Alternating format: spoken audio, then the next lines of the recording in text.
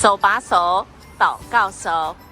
哇，这栋房子独栋独院在市区，好美哦！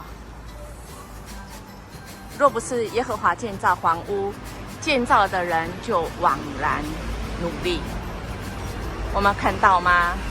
这么美的地方，在市区，但这个房子里面却是让人惊吓，是吗？亲爱的大家，圣经中真的有许多的话语是值得我们去思考的。我们的家呢？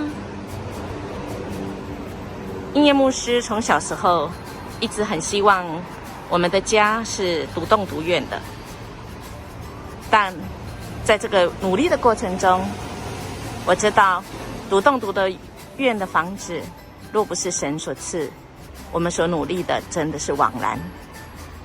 但我很感谢现在我住的家是忠贤哥40年前就买的，就已经建造的。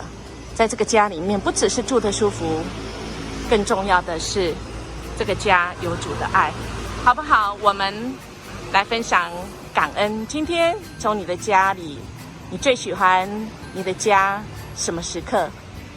你最喜欢你的家哪一个位置呢？代祷的，如果我的家不管是外在或者是内在，家里的人的关系如果是纠结无法清理的，求上帝来带领。我们分享一件事，在家庭里面建造一件美好的经验哦。手牵手，祈祷的手。